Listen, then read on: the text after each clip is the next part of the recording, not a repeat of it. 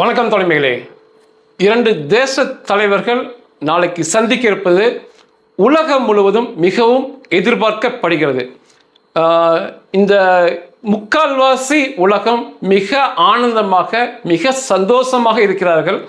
அந்த தலைவர்கள் சந்திப்பதால் உலக மக்களுக்கான முன்னேற்றம் ஏற்படும் என்று ஒரு உலகம், இஸ்லாமிய அரபிய உலகம் மிகுந்த ஆத்திரத்தோட எரிச்சலோட காணப்படுறாங்க.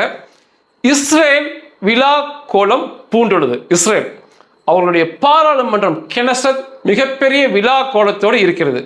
வேறு ஒன்றுமல்ல, இந்திய பிரதமர் மோடிஜி அவர்கள் நாளை புதன்கிழமை இஸ்ரேலுக்கு சுற்றுப்பயணம் செல்கிறார். நாளை புதன்கிழமை மாலை 4:50 இஸ்ரேல் பாராளுமன்றம் கெனசத்தில் உரையாற்றுகிறார். சமீப காலத்தில் அமெரிக்க அதிபர் ட்ரம்ப் இஸ்ரேலுடைய கெனசத் பாராளுமன்றத்தில் உரையாற்றினார். அதற்கப்புறம் அந்த ஒரு மிகப்பெரிய வாய்ப்பை பெறுபவர் நமது பாரத பிரதமர் மோடிஜி அவர்கள்.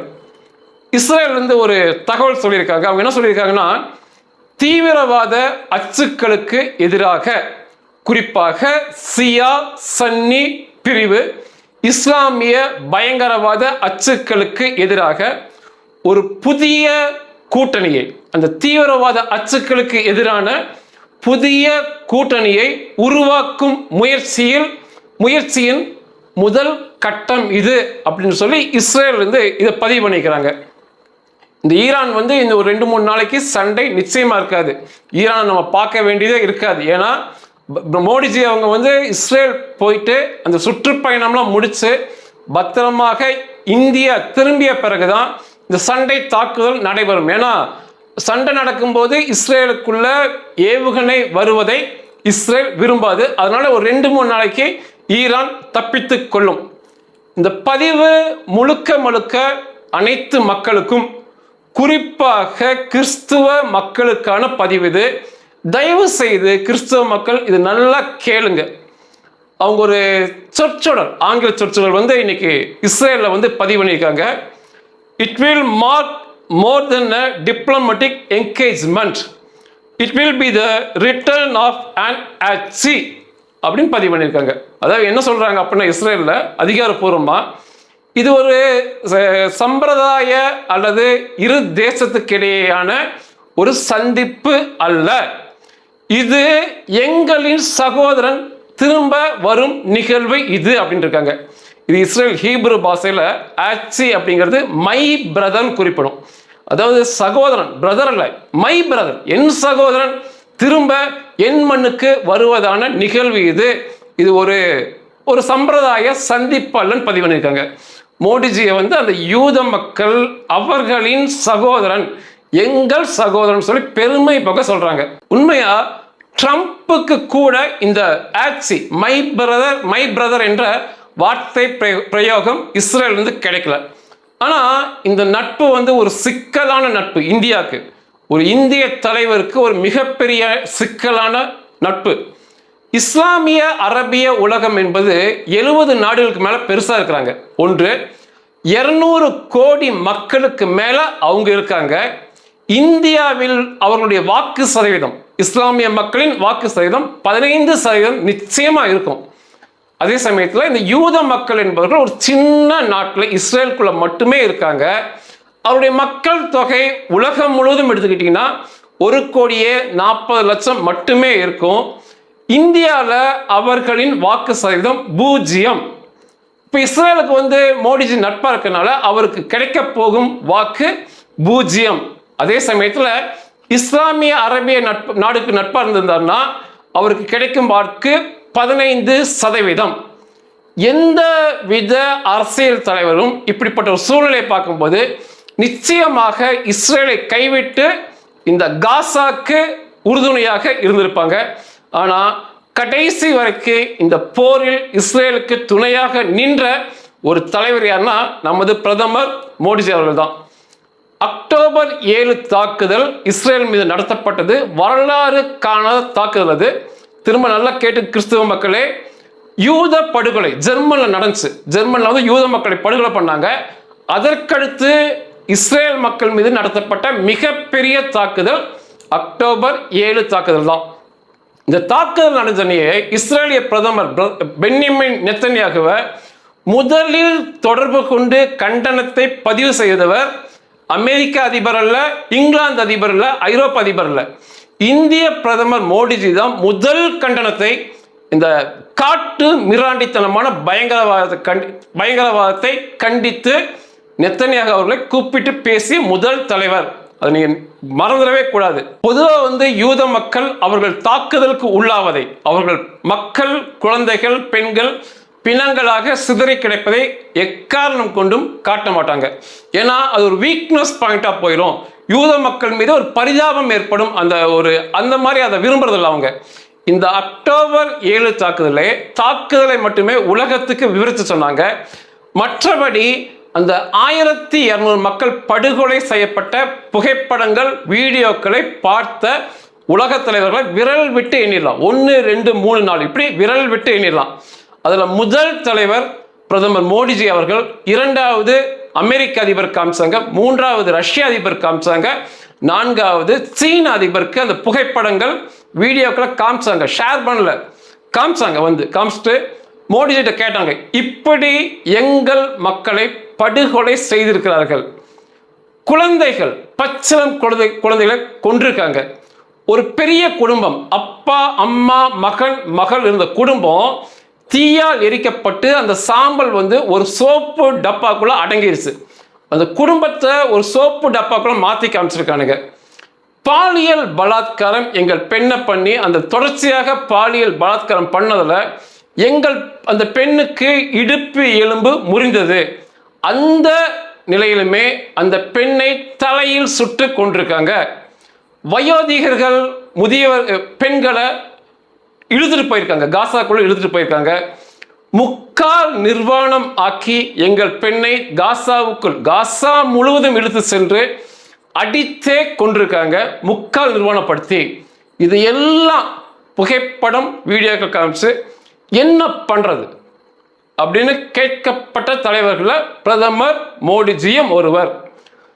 பதில் எப்படி இருந்ததுன்னா, நமது குடும்பத்தை இப்படி தொட்டிருக்காங்க, அதற்கான விளைவை எப்படி கொடுக்கணுமோ அப்படி கொடுத்து விடுங்கள், கடைசி வரைக்கும் உங்களுக்கு உறுதுணையாக நாங்கள் நிற்கிறோம், நான் நிற்பேன் என்று கூறியவர் பிரதமர் மோடிஜி அவர்கள். இன்னைக்கு எங்கள் சகோதரன் திரும்ப வருகிறார் அப்படின்னு சொல்றாங்க பாத்தீங்களா, அதற்கு காரணம் இதுதான். நம்ம குடும்பத்தை இப்படி தொட்டிருக்கான், அதற்கான விளைவை அவன் அனுபவிக்கணும், நான் கூட நிற்கிறேன்னு சொன்னவர் மோடிஜி. ஐநா சபையில பாலஸ்தீனத்திற்கு ஆதரவாக இந்தியா பேசுவது வேறு, அதுல ஒண்ணுமே நடக்க போறதில்ல. அது இந்தியாவுக்கும் தெரியும், இஸ்ரேலுக்கும் தெரியும். ஐநா சபையில் இந்த பாலஸ்தீன காசாவை, இந்த பயங்கரவாத மக்களை இந்தியா ஆதரிப்பது அது வேறு.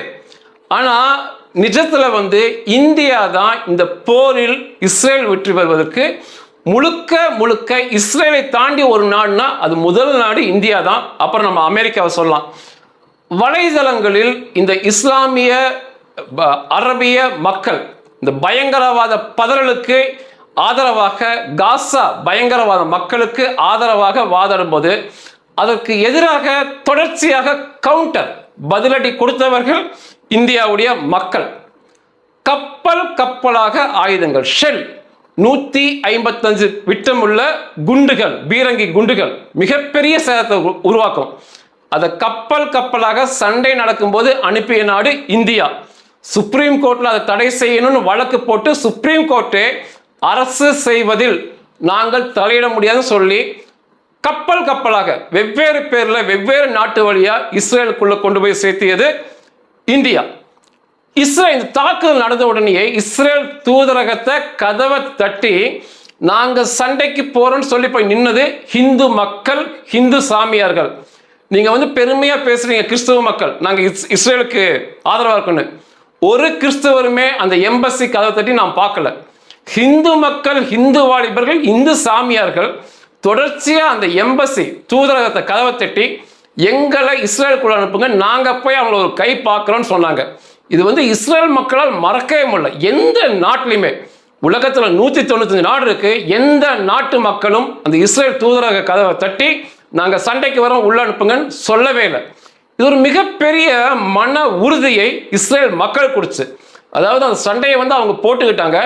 மிகப்பெரிய தேசம், மிகப்பெரிய மக்கள் கூட்டம் நமக்கு ஆதரவாக நிற்கிறாங்கிற மன உறுதியை இஸ்ரேலுக்கு அது கொடுத்து, அந்த சமயங்களில் உலகம் முழுவதும் இந்த காசா பயங்கரவாத மக்களுக்கு ஆதரவாக, ஏன்னா அவங்க ஒரு பெரிய நாடக குழுவை வச்சிருக்கிறாங்க. அவர்கள் போட்ட நாடகத்தை பார்த்து குழந்தைகள் சாப்பாடு இல்லாமல் இருக்காங்க, குழந்தைகள் தாக்கப்படுறாங்கலாம் பார்த்து உலகம் முழுவதும் கண்டனங்கள், ஆர்ப்பாட்டங்கள் தொடர்ச்சியா இஸ்ரேலுக்கு எதிராக நடைபெற்றுச்சு.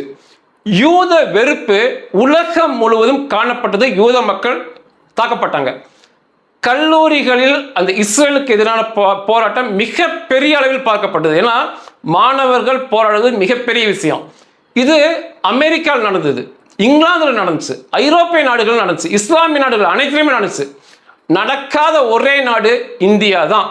இந்தியாவில் மட்டுமே இவ்வளோ பெரிய ஜனத்தொகை, இவ்வளோ கல்லூரி இருந்துமே கல்லூரி மாணவர்கள் இஸ்ரேலுக்கு எதிராக போராடாமல் பார்த்து கொண்டது இந்திய அரசு தான். மிகப்பெரிய போராட்டங்கள், மக்கள் போராட்டங்கள் இல்லாமல் பார்த்து கொண்டது இந்தியா தான். இந்த விஷயத்துல தமிழக அரசு கூட இஸ்ரேலை கைவிட்டது. இஸ்ரேலுக்கு எதிரான அநேக போராட்டங்கள் தமிழ்நாட்டுக்குள்ள நடந்தது. ஆனா ஒட்டுமொத்த இந்தியாவை பார்க்கும்போது அந்த மக்களுக்கு எதிரான எந்த பிரச்சாரங்கள், யூத வெறுப்பு, கல்லூரியில் போராடுவது இல்லாம பார்த்துக்கிட்ட முதல் நாடு இந்தியா, ஜனநாயக நாடு அடிப்படையில். அதுக்கப்புறம் சீனா பெருசா போராட்டம் இல்லாம அந்த அரசும் பார்த்துக்கிட்டாங்க. எப்பொழுதுமே மத்திய அரசுக்கு வாக்களிக்கும் போது, மத்திய அரசு டெல்லிக்கான தேர்தலுக்கு வாக்களிக்கும் போது 99.9% அல்ல, 100% பாரதிய ஜனதாவுக்கு, தாமரைக்கு வாக்களிப்பதை என்னுடைய மிகப்பெரிய கடமையாக கருதுவேன். முதல் காரணம் பயங்கரவாதம் கட்டுப்படுத்தப்படும் இந்தியாவில். அதற்கப்புறம் மிக முக்கியமான காரணம் இஸ்ரேல் தேசம் காக்கப்படும் இந்தியாவில். அதற்கு பாரதிய ஜனதா அவசியம் எனக்கு தெரியும். இன்னும் அநேகம் இருக்கு, ஊழல் சார்ந்த அநேக காரணங்கள் இருக்கு நாம் பாரதிய ஜனதாவுக்கு வாக்களிப்பதற்கு. அதே சமயத்தில் மாநிலங்கள் வரும்போது அதை நான் மாற்றிக்குவேன். மாநில அளவில் தேர்தல் நடக்கும்போது அதிமுக, திமுக, இன்னைக்கு தாவேக வந்திருக்காங்க, இவர்களுக்குள் என்னுடைய வாக்கு இருக்கும். ஆனால் மத்திய அரசுக்கு என்று வரும்போது தயங்காமல் 100% போய் தாமரைக்கு நான் வாக்களிச்சு வருவேன். ஏன்னா இஸ்ரேல், நீங்க பெருமையா பேசுறீங்க இஸ்ரேல் ஜெயிச்சிருச்சு, காசா மண்மேடாக்கிருச்சுன்னு சொல்லி. முக்கியமான காரணம் இந்தியாவில் இருந்து அனுப்பப்பட்ட 155 mm ஷெல்கள். நீங்க காசா மண்மேடா பாக்குறீங்க இல்லையா, அதுக்கு இங்கிருந்து கப்பலான போன செல்களும் மிக முக்கியமான காரணம். அதே சமயத்துல நீங்க இஸ்ரேலையும் மறக்க கூடாது. நமக்கு போர் வந்த சமயத்துல காட்கில் சண்டை வந்துச்சு. அது உயரமான பகுதி. இந்த பன்றி பாகிஸ்தான் பயங்கரவாதிகள், பன்றி பாகிஸ்தான் ராணுவம், அன்னைக்கு எங்க தலைவனாக இருந்த பர்வேஸ் முஷாரப், அந்த பன்றி அவனுடைய ஆலோசனைப்படி உயரமான இடத்த பிடிச்சுக்கிட்டாங்க. அது போய் மீட்பது மிகப்பெரிய கஷ்டம். நம்ம இந்திய ராணுவ மாவீரர்கள் உயிரை கொடுத்து மீட்டுட்டு இருந்தாங்க. அப்ப அங்க தாக்குதல் நடத்துறதுக்கு ஏதுவான குண்டுகள் நம்மகிட்ட இல்லை, போர் விமானம் இருந்துச்சு. பிரான்ஸோட மிரஜ் போர் விமானம் எட்டு போய் தாக்குதல் நடத்தலாம், போர் விமானம் இருந்தது. அந்த பதுங்குக்குழிய பங்கரை துல்லியமாக தேடி சென்று தாக்கும். அதாவது கைடட், வழி நடத்தி கரெக்டா சரியா போய் அந்த மலை உச்சியில இருக்க அந்த பொந்துக்குள்ள ஒளிகின்றிருக்கிற அந்த பன்றிகளை வேட்டையாடும் குண்டு நமக்கு மட்டும் இல்லை, உடனடியாக போர் நடக்க குண்டுகளை அனுப்பியது இஸ்ரேல். மறக்கவே முடியாது. இதெல்லாம் நடக்குமா, நான் இஸ்ரேல் இருக்கேன். அதை சோதனை பண்ணி பார்க்க நேரம் இல்லை. அந்த குண்டை வழிநடத்தி செல்லப்படும் குண்டு சோதனை செய்து பார்க்க நேரம் இல்லை. அது சண்டை போயிட்டு இருக்கு. உடனே இஸ்ரேல் தரப்புல இது நாங்க அனுப்பியிருக்க குண்டு, அது எப்படி உபயோகப்படுத்தும் சில வழிகாட்டுதல் சொல்லி உதவியாக இருந்து அந்த பதுங்குகுழி மேல, மலை உச்சியில் இருக்க பதுங்குகுழி மேல தாக்குதல் நடத்தப்பட்டுச்சு. அனைத்து குண்டுகளுமே துல்லியமாக சென்று அந்த பன்றிகளை அந்த பதுங்குகுழியோட சேர்த்து முழுசா நாசமாக்கி கொன்றது. அந்த புகைப்படங்கள், வீடியோக்கள் இன்னைக்கு வரைக்கும் என்னால் மறக்க முடியல. நாம் கார்கில்ல பெற்ற மாபெரும் வெற்றிக்கு நம்ம இந்திய ராணுவ மாவீரர்கள், இந்திய ஆயுதங்கள், அந்த நேரத்தில் போர் நடக்கும் சமயத்தில் ஆயுதங்களை கொடுத்த இஸ்ரேல் மிக முக்கிய காரணம், என்னால் மறக்கவே முடியாதது. இஸ்ரேல் இந்தியா நட்பு அப்படின்னு நமக்கு வந்து உடனடியாக நினைவுக்கு வருது ஆயுதங்கள் தான். அது உண்மைதான், மாற்று கருத்தை இல்லை, அதனால நான் மறுத்து பேசவே மாட்டேன். இஸ்ரேலிருந்து ஏற்றுமதி ஆகும், இஸ்ரேலிருந்து ஏற்றுமதி ஆகுது வெளிநாடுகளுக்கு. அதில் அதிகமாக ஏற்றுமதி ஆகும் நாடு இந்தியா. இந்தியாவுக்கு தான் முதல் அதிகம் ஆயுதங்கள் இஸ்ரேல் தராங்க. இந்தியா வந்து உலகம் முழுவதும் இறக்குமதி பண்றாங்க ஆயுதங்கள்ல. அதில் முதல் அதிகமாக ஆயுதம் கொடுப்பது பிரான்ஸ், அதற்கடுத்து இஸ்ரேல். இன்னைக்கு வந்து 2வது இடத்துக்கு இஸ்ரேல் வந்திருக்காங்க. அந்த நாட்டை இஸ்ரேலை பார்க்கும்போது மிக அதிகமாக ஏற்றுமதி செய்யும் நாடு முதலிடம் இந்தியா தான். அதை தாண்டி வந்து இன்னைக்கு மிகப்பெரிய இந்த பேச்சு, நாளைக்கு நமது பிரதமர் போவது மிகப்பெரிய முன்னேற்றத்தை கொடுக்க போகிறது சொல்லி உலகம் முழுவதும் பத்திரிகைகள் கிறிஸ்தவ நாடுகளில், இந்து நாடுகளில் எழுதுறாங்க. அதுதான் உண்மை. அதாவது விவசாய முன்னேற்றம், மிகப்பெரிய முன்னேற்றம் பண்ணுவது. ஏன்னா இதெல்லாம் பண்ணாதான் மக்கள் முன்னேற முடியும். நீர் மேலாண்மை, கடல் நீரை குடிநீராக்குவது, செயற்கை நுண்ணறிவு ஏஐல முன்னேற்றம், புதிய கண்டுபிடிப்புகளில் மருத்துவ உலக கண்டுபிடிப்புகளில் முன்னேற்றம் மற்றும் அறிவியல் தொழில்நுட்பம் சார்ந்த இது எல்லாத்துக்கும் ஒப்பந்தங்கள் போடப்படுது. அதே சமயத்தில் நான் பிரதமர் மோடிஜிட்ட இந்த காசாவின் எதிர்காலத்தை பற்றி பேசுறதா சொல்லியிருக்கிறாங்க. காசாவை என்ன பண்ணலாம் அப்படிங்கிற எதிர்காலத்தை நேரில் வைத்து பேசுறதா சொல்லியிருக்காங்க.